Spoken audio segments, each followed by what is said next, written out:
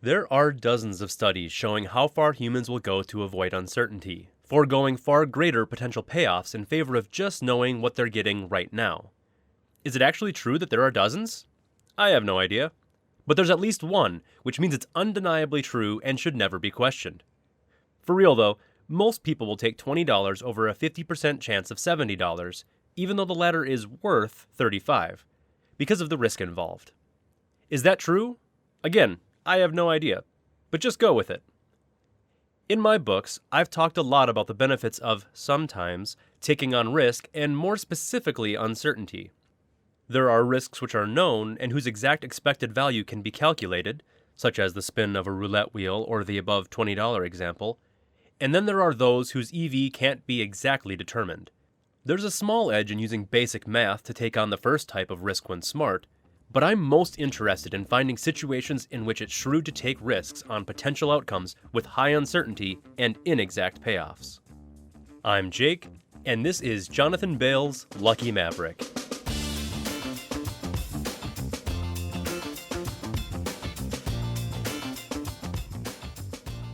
I think accepting and betting on uncertainty is one of the biggest edges in business because so many people are naturally fearful of it. We've evolved to go to extreme lengths to avoid uncertainty, and we feel more pain from negative outcomes than we do pleasure from positive ones. So few people are put in situations that allow them to learn to deal with uncertainty that it's just really easy to find EV there. Identify and exploit spots in which others are making bad bets because they're afraid of the unknown. An example of this in business might be doing something that can't be immediately tested. I believe accurately testing most things in a way that can actually help shape future decision-making in actionable ways is pretty rare, but that's for another post. Will this specific idea work? Well, I have no idea, and there's not good evidence either way, but I know that fact has scared off others and the payoff is clearly high, so I'll take on the uncertainty. Of course, there are limiting factors to accepting uncertainty, such as not being in a position in life to practically make it happen, or perhaps becoming really anxious in the face of uncertainty such that the stress isn't worth it. I think the latter issue is a real problem for many people in all forms of life.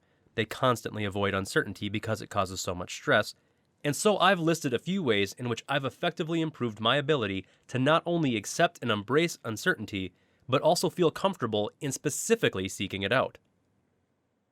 Think probabilistically. This is probably the most important component to dealing with risk and uncertainty, and something that is very difficult for many. Even with something that's clearly probabilistic, such as the odds of rain tomorrow, people are really crappy as a whole at understanding and accepting chance. But it's really important. Instead of saying, "This shouldn't have happened, I can't deal with this shit anymore," you should be saying, "This had a 10% chance of happening, or was at least within the known range of outcomes, and I should better prepare for it in the future." To help, play games with luck involved, such as poker, blackjack, Yahtzee, and so on. They're incredibly useful teachers of probability and work as an aid to help you understand you can do the right thing and still experience negative results, and vice versa. Accept the worst outcome. Typically, people seem to be more afraid of how uncertainty makes them feel than the uncertainty itself. I've been the victim of this. I still naturally get a little scared when I fly. It makes no sense. I know it's irrational. And yet when that plane makes the turn onto the runway and fires up the engines to take off, like clockwork, I feel like I have to take a shit the size of a football. That's usually because I just ate burrito alito and got the double meat again. Today is the day you won't get sick, he said to himself 30 minutes before yet another episode of explosive guac-fueled diarrhea. But still, before any high uncertainty situation, try to consider what the worst possible outcome might be. Visualize it happening, really think about how it would affect your life, and accept that as true. Then change your underwear. Drop expectations. I was talking with a friend earlier today about why people feel pressure in their jobs, and I think it really just comes down to expectations. Stress is typically the result of overvaluing the external, such as others' opinions or what should make you happy, and thus can be at least reduced if you find a way to drop expectations. Practice mindfulness or take mental coaching to better live in the moment and free yourself of the illusion of what, quote, should have been. Headspace and Primed Mind are two apps that I like. Increase exposure. There are two reasons I believe you should increase your exposure to uncertainty, in addition to it just being the plus EV thing to do. The first is that, in the same way you get less and less nervous each time you're forced to speak in public, you'll naturally just improve your effectiveness in dealing with uncertainty when you practice it. The second is sample size. If you flip a coin once, the result is completely uncertain. If you flip a coin 1,000 times, it's not.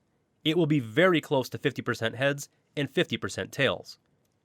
Randomness can be semi-paradoxically extremely predictable, the most predictable thing of all since we know exactly where it will regress towards the mean. And so just maximizing the number of uncertain situations can alleviate stress because your range of outcomes can actually become more consistent. Try things others aren't. Market your product in a totally new way. Go on an unusual date or create a unique proposal for your boss while accepting the fear of the unknown of what might happen. Do it again and again until you're broke, single, and have debilitatingly low self-esteem, but are really good at dealing with uncertainty. Create conditionals. In poker, there's a saying that the best players continue to get the luckiest. That's true. They expose themselves to as many situations to get lucky as they can, and they're prepared to deal with uncertainty when it arises. Don't overplan, but get in the habit of playing out scenarios in your head and considering how to benefit most when the thing that should happen doesn't happen.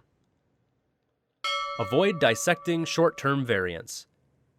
If you're confident in your long-term approach to business, family, friendship, or whatever, don't worry about short-term fluctuations. Don't overanalyze the price of crypto or stocks or misinterpret the meaning of individual sports plays. Accept responsibility. Worrying about what if is useful for future scenarios, but not the past. It only helps to distract from what should be a constant search for improvement.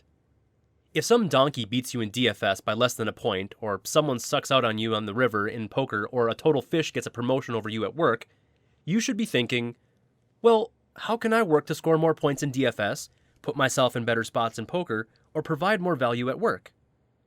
Short-term struggles might be mostly the result of bad luck, but I believe you'll benefit most by taking responsibility and working to make sure you experience as little negative variance as possible in the future.